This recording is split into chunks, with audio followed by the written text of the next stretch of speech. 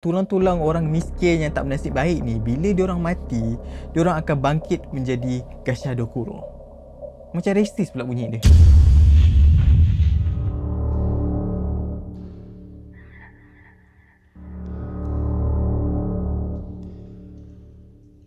Assalamualaikum, selamat datang ke Amris TV. Okay, macam dekat tajuk, aku nak straight to the point, aku nak beritahu korang. Dekat Jepun ni ada dua jenis hantu, iaitu Yurei dengan Yokai. Yurei ni bermaksud manusia yang mati, kemudian dia bangkit dan hidup semula untuk menjadi hantu lah. So Yokai ni pula adalah makhluk mitos ataupun urban legend yang dari mulut ke mulut dan jadi macam sebahagian daripada cerita rakyat diorang lah. Macam kita dekat Malaysia, kita ada apa? Kita ada Volkswagen kuning, kita ada hantu karak, kita ada penanggal, semua benda tu. Kita tak tahu benda tu wujud ke tak, tapi kita tahu sebab daripada mulut ke mulut. Orang tahu pun sebab orang bercerita dan ya, itulah terms yokai untuk Jepun. So macam korang dah baca dekat tajuk tu, aku nak berceritakan tentang 6 hantu-hantu yang ada dekat Jepun yang boleh dikatakan menyeramkan dan mengerikan. Sebab mostly hantu-hantu yang aku kaji ni semua melibatkan kematian. So ini dia, Kuchisake Onna. Kuchisake Onna ni adalah Yurei moden yang sangat jahat. Nama dia sendiri kalau kita translatekan menjadi manusia mulut terkoyak. So kalau nak ikutkan legenda, Kuchisake Onna ni sebenarnya dia dihukum oleh suami dia sendiri sebab bersikap curang dan berzina dengan lelaki lain. Depan mata suami dia sendiri, suami dia nampak dia curang dengan lelaki lain. So suami dia buat apa? Suami dia ambil pisau, ambil benda tajam, aku tak tahulah dia ambil apa, dan dia kelah pada hujung mulut ni sampai ke telinga. Kalau aku nak bagi perumpamaan, lebih kurang macam Joker lah kan. Tapi Joker dia lukis, tapi ini betul-betul dia kelah mulut isteri dia ni daripada hujung mulut ni sampai ke hujung telinga ni. Kau bayangkan macam ni. Dan kalau nak ikutkan cerita demi cerita, Kuchisake Onna ni muncul sebagai seorang wanita muda yang cantik memakai topeng sambil memegang senjata tajam macam gunting atau pisau. Dia ni akan mendekati mangsa dia pada waktu malam dan bertanyakan, "Watashi kirei?" Maksud dia, saya ni cantik tak? Dan kalau korang jawab tak, korang akan dibunuh serta-merta dekat situ. Macam mana kalau korang cakap ya kan? Kalau korang cakap ya, kau cantik, dia akan terus buka topeng muka dia dan tunjukkan muka dia yang seram dengan mulut terobek macam tu, dengan gigi yang tajam. Dan dia terus terkam muka korang dan dia robek muka korang sama macam muka dia. Dan dia akan tanya balik, macam mana dengan sekarang? Still cantik lagi ke? Kalaulah korang terserempak dengan Kuchisake Onna ni, memang situasi kalah-kalah lah. Korang jawab tak kena bunuh, korang jawab ya pun kena bunuh. Yuki Onna. Pada siapa yang pernah pergi Jepun, mana tahu korang pernah tersempak dengan seorang wanita yang cantik, berambut panjang, kulit putih, lembut, jalan seorang-seorang tengah-tengah musim sejuk tu kan. Macam ala-ala Elsa Frozen. Kalau pernah, mungkin yang korang nampak tu adalah Yuki Onna, atau membawa maksud wanita salji. Bila dia berjalan atas kawasan yang penuh salji, korang takkan jumpa nampak dia punya kesan tapak kaki dia. Mostly cerita-cerita Yuki Onna ni berasal daripada tempat bersalji dekat utara Jepun. Contoh tempat macam dekat Omori dan Akita di wilayah Tohoku. Ada beberapa versi Yuki Onna ni adalah pontianak salji yang menyedut jiwa-jiwa mangsa dia. Macam korang tengok cerita-cerita anime hantu, tipikal cerita anime hantu lah. Dalam versi lain, dia ni menggunakan kecantikan dia untuk memikat atau menggoda lelaki yang lemah untuk follow dia, tinggal dengan dia dan biarkan lelaki itu membeku dan mati.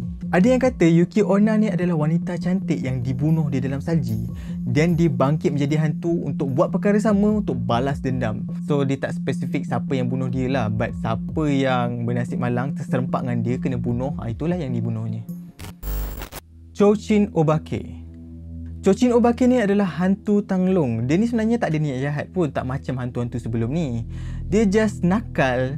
Dia suka kacau orang, dia suka jeli lidah, suka putar-putarkan mata dia. Bila orang takut, dia tergelak terbahak-bahak, dia terhibur. Itu je yang dia nak sebenarnya. Menurut legenda, tanglung biasa boleh bertukar menjadi yokai setelah dia digunakan selama 100 tahun. Kalau nak ikutkan kepercayaan agama Shinto kuno Jepun, semua benda mati ataupun semua objek ada jiwa, ada roh dia. So dari situ terjadilah sebuah cerita rakyat iaitu Cocin Obake, iaitu Tanglong boleh bertukar menjadi yokai, boleh bertukar jadi hantu dan mengacau budak-budak yang lalu lalang. Tak kisahlah budak-budak ke kat mana-mana ke. Cocin Obake ni pun banyak sebenarnya dia buat cerita. Kalau korang tengok cerita Power Rangers ada hantu Cocin Obake ni. Kalau korang tengok cerita-cerita hantu lama Jepun pun ada Cocin Obake ni. Dia memang popular, memang cerita rakyat yang popular lah. Korang boleh cari, korang boleh buat research sendiri, korang boleh tengok cerita-cerita yang ada hantu Cocin Obake ni. Jorogumo. Hantu laba-laba penggoda ni dia berasal daripada laba-laba penenun berbola emas yang betul-betul wujud. Dia tak besar pun, dia besar dia dalam 2.5 cm je dan dia dijadikan burung kecil sebagai mangsa, sebagai makanan dia lah. Dan laba-laba ni kita boleh jumpa dekat mana-mana pun dekat Jepun tu.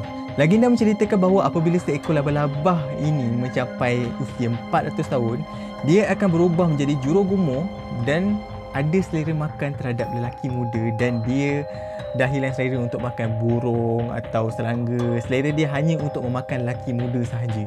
Jorogumo ni kalau nak digambarkan, dia ni macam wanita cantik tapi berkaki laba-laba dan dia punya keliling ni ada kerangka-kerangka mangsa dia, macam tengkorak-tengkorak mangsa dekat keliling dia lah. Jorogumo ni menggunakan bahagian manusia yang sangat memikat untuk menggoda lelaki untuk ikut dia pulang ke rumah dia orang. Dan disebabkan tu lelaki tu akan terperangkap dalam sarangnya dan diorang akan melahap mangsa dia dengan perlahan-lahan. Aku just boleh tolong korang bayangkan laba-laba yang besar macam orang, muka macam orang, and then badan dia, badan laba-laba, dan melahap korang dekat depan mata orang. Especially lelaki muda macam aku. Gashado Kuro. Kalau nak ikutkan legenda Jepun menceritakan bahawa tulang-tulang orang miskin yang tak bernasib baik ni, bila diorang mati, diorang akan bangkit menjadi Gashado Kuro. Macam resis pula bunyi dia. Kalau nak ikutkan cerita, dulu ada kampung-kampung yang dilanda kebuluran dan penyakit yang menyebabkan ramai ataupun satu kampung tu mati. Dan disebabkan diorang ni tak dikebumikan, so orang Jepun percaya roh-roh tu ataupun tulang-tulang tu akan bergabung dan menghasilkan satu kerangka yang besar. Korang boleh bayangkan dia punya besar dia macam mana sebab diorang dah gambarkan 15 kali ganda daripada saiz manusia biasa. 15 kali ganda, bukan 2 kali ganda, bukan 3 kali ganda, 15 kali ganda besar daripada saiz manusia. Korang boleh tengok yokai ni pada ukiran terkenal yang selalu dicetak pada postcard, t-shirt, bendera yang dihasilkan pada tahun 1844, iaitu Takishasha the Witch and the Skeletal Spectre. Aku tak tahu aku sebut betul ke tak, but itulah dia. Gashado Kuro ni kalau nak ikutkan cerita rakyat Jepun lah kan, dia ni hantu kerangka ataupun hantu tengkorak yang memakan pengembara yang mengembara sorang-sorang. Macam mana? Dengan menggigit kepala mereka, melahap tulang dan meminum darah pengembara macam Dracula lah. Senang cerita lah, macam Dracula. But dia tulang, dia hantu, dia tulang 15 kali ganda daripada saiz manusia. So korang bayangkan sendiri. Kappa. Kalau aku dah buat list Yurei dengan yokai ni, memang takkan lengkap lah kalau aku tak masukkan Kappa sekali. Sebab Kappa ni memang dah popular sangat dah. Memang dia dah termasuk dalam agama, dalam budaya, dalam sejarah orang Jepun ni. Sampaikan ada sushi yang dinamakan sepenuh hantu Kappa ni, iaitu Kappa Maki. Bermaksud cucumber roll ataupun roll timun. Ya, roll timun. Kappa ni dia macam makhluk kecil, macam manusia juga, tapi dia mempunyai cengkerang macam penyu, kulit hijau bersisik dan sebuah piring dekat atas kepala dia yang mesti diisi dengan air setiap masa untuk terus hidup. Dan Kappa ni tinggal di sungai-sungai, tasik dan laluan-laluan air dekat Jepun tu lah. Kalau nak ikutkan dalam agama Shinto, Kappa ni dia dihormati macam Tuhan air. Kalau nak ikutkan patung-patung ni banyak kita boleh jumpa dekat kuil-kuil Jepun, dekat tepi-tepi tasik, dekat cerita kartun-kartun pun, cerita anime, banyak patung-patung Kappa ni sebenarnya. Perkara biasa ataupun sifat-sifat yang kita boleh nampak dekat Kappa ni, dia ni memang sukakan timun dan dia ni bersifat yang tak mungkir janji. Selain daripada sukakan timun, dia ni juga suka usus mentah manusia. Kappa ni ada versi lain, dia ada versi bandar. Versi bandar ni pula dia lain sikit. Dia ni suka tarik kanak-kanak dan haiwan ke dalam air sampai dia orang lemas dan terus memakan dia. Itu taktik ni dah dapat makanan lah kot, sebab dia ni kan suka usus manusia, usus mentah manusia. So itu taktik dia untuk dapat makanan. Sebab itu dia jadi versi bandar, versi kampung pula jadi Tuhan. So aku pun pelik sebenarnya.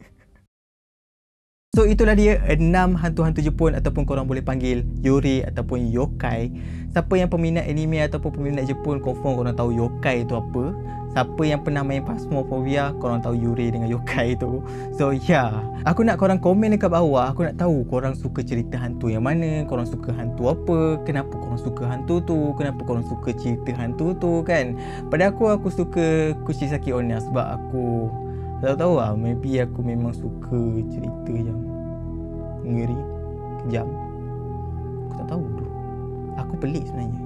Okay, aku rasa aku tak ada benda dah aku nak bebel. So, pada yang baru datang, aku harap korang boleh consider subscribe ke channel ni. Aku harap korang boleh consider untuk tekan like, tekan subscribe dan turn on the notification bell supaya korang boleh supaya korang tak terlepas video-video aku post. And siapa yang dah subscribe aku ucapkan thank you so much. Aku tak tahu nak balas budi korang macam mana. Macam biasa, I love you guys. See you on the next video. Bye.